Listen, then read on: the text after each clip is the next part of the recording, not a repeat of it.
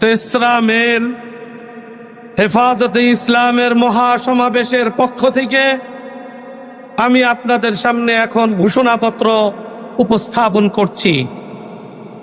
বিসমিল্লাহির রহমানির রহিম। মুহতারাম হাজিরিন, বিগত ২৪ জুলাই আগস্টের রক্তাক্ত গণ অভ্যুত্থানে ফ্যাসিস্ট শেখ হাসিনার পতনের মধ্য দিয়ে ভারতীয় আধিপত্যবাদের শেকল থেকে মুক্তি লাভ করে আমাদের প্রিয় জন্মভূমি বাংলাদেশ। সহস্রাধিক প্রাণ ও ত্যাগের বিনিময়ে নতুন স্বাধীনতা অর্জনের ইতিহাস রচিত হয়েছে। আজকে আমাদের এই মহাসমাবেশ থেকে ৫ই মে ২০১৩ সালে শাপলার গণহত্যা সহ জুলাই বিপ্লবের ৮৪ জন মাদ্রাসা ছাত্র ও শিক্ষক সহ সমস্ত শহীদদের স্মরণ করে তাদের মাগফিরাত কামনা করি এবং শহীদ পরিবারদের প্রতি জানাই সশ্রদ্ধ সালাম। আহতদের এবং পঙ্গুত্ব বরণকারীদের জন্য দ্রুত সুস্থতা কামনা করি এবং তাদের প্রতি সমবেদনা জানাই। দেশের চলমান ক্রান্তিকালে কিছু জাতীয় গুরুত্বপূর্ণ বিষয় নিয়ে আমরা আজকের এই মহাসমাবেশে হাজির হয়েছি। এই মহাসমাবেশ থেকে হেফাজতের ঘোষণা আপনাদের সামনে পেশ করছি। ১. নারী বিষয়ক সংস্কার কমিশন ও তাদের কোরআন বিরোধী প্রতিবেদন অবিলম্বে বাতিল পূর্বক আলেম ওলামার পরামর্শক্রমে ধর্মপ্রাণ বৃহত্তর নারী সমাজের প্রতিনিধিদের অন্তর্ভুক্ত করে নতুন কমিশন গঠন করতে হবে। নারীর সামাজিক উন্নয়নে পশ্চিমা মূল্যবোধ নয়, বরং আমাদের নিজস্ব সামাজিক ও ধর্মীয় মূল্যবোধ, ইতিহাস ও ঐতিহ্যের আলোকেই বাস্তবমুখী সংস্কারের দিকে যেতে হবে। ২. সংবিধানে আল্লাহর উপর পূর্ণ আস্থা ও বিশ্বাস পুনর্স্থাপন করতে হবে এবং ধর্মপ্রাণ গণমানুষের ঈমান আমল রক্ষার্থে বহুত্ববাদ নামক আত্মঘাতী ধারণা থেকে সরকারকে সরে আসতে হবে।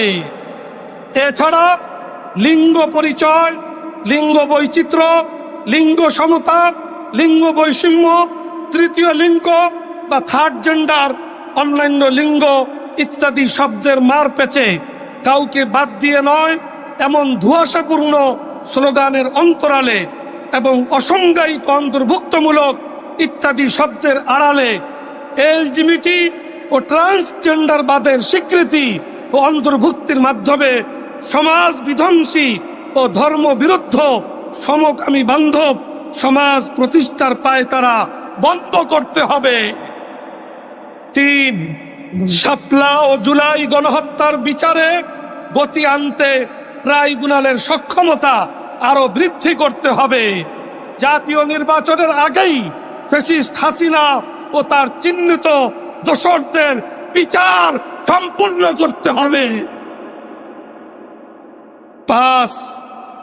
৪.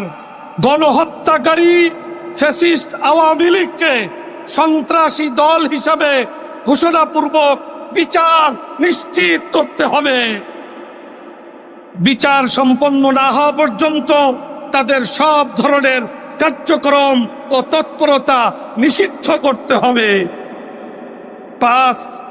আল্লাহ ও তার রাসূল সাল্লাল্লাহু আলাইহি ওয়াসাল্লামের নামে কটূক্তি ও বিশুদ্ধার বন্ধে সর্বোচ্চ শাস্তির আইন করতে হবে। এছাড়া গণমাধ্যম সংস্কার কমিশনের পক্ষ থেকে ইতিমধ্যে ধর্ম অবমাননা শাস্তি সংক্রান্ত আইনি ধারাগুলো বাতিলের সুপারিশ বাদ দিতে হবে। এ ব্যাপারে কোনো রকমের ছাড় দেওয়া হবে না। ৬. চট্টগ্রামে উগ্র হিন্দুত্ববাদীদের হাতে শহীদ সাইফুল ইসলাম আলিফ হত্যা উস্কানিদাতা চিন্ময় দাসের জামিন প্রত্যাহার পূর্বক তার দৃষ্টান্তমূলক বিচার করতে হবে।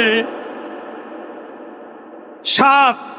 ফ্যাসিস্ট হাসিনার শাসনামলে সারা দেশে প্রতিবাদী আলেম ওলামা, মাদ্রাসা শিক্ষার্থী ও ইসলাম মনা তরুণদের বিরুদ্ধে হওয়া মিথ্যা ও বানোয়াট সকল মামলাগুলো অতি সত্বর প্রত্যাহার বা নিষ্পত্তি করতে হবে গণ অভ্যুত্থানের সরকারকে।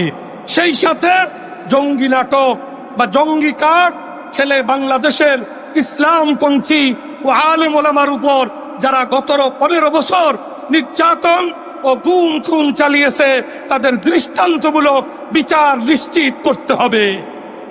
8, গাজার মুসলমানদের উপর অবৈধ রাষ্ট্র ইসরায়েলের চলমান গণহত্যা ও ভারতের সংখ্যালঘু মুসলিম নির্যাতনের বিরুদ্ধে আমাদের গণ অভ্যুত্থানের সরকারকে কূটনৈতিকভাবে আরো উচ্চ কণ্ঠ হতে হবে এবং দেশের সর্বস্তরের জনতাকে ইসরায়েলি ও ভারতীয় পণ্য বয়কট করতে হবে। 9, এদেশ 90% মুসলমানের দেশ, অতএব শিক্ষার প্রাইমারি লেভেল থেকে সর্বোচ্চ পর্যায় পর্যন্ত সর্বস্তরে ইসলামী শিক্ষাকে বাধ্যতামূলক করতে হবে। 10, রাখাইনকে মানবিক করিডোর প্রদানে সরকারের সম্মত হওয়া সম্পূর্ণরূপে আত্মঘাতী সিদ্ধান্ত। আমাদের ভৌগোলিক নিরাপত্তার স্বার্থে এ অদূরদর্শী সিদ্ধান্ত থেকে সরকারকে অবশ্যই অনতিবিলম্বে ফিরে আসতে হবে। 11, চট্টগ্রামের পার্বত্য অঞ্চলে ভিনদেশী মিশনারিদের অপতৎপরতা ও দৌরাত্ম্য বন্ধ করতে সরকারকে উদ্যোগ নিতে হবে। বাংলাদেশের ভৌগোলিক অখণ্ডতা রক্ষায়, সেখানে নিরাপত্তা সংকট কমাতে আলেম সমাজের দাওয়াতি কার্যক্রমকে আরো নিরাপদ এবং সুযোগ করে দিতে হবে। সেখানে সামরিক নিরাপত্তা ব্যবস্থা আরো বৃদ্ধি করা ছাড়াও পাহাড়ি বাঙালি ও নৃতাত্ত্বিক জনগোষ্ঠী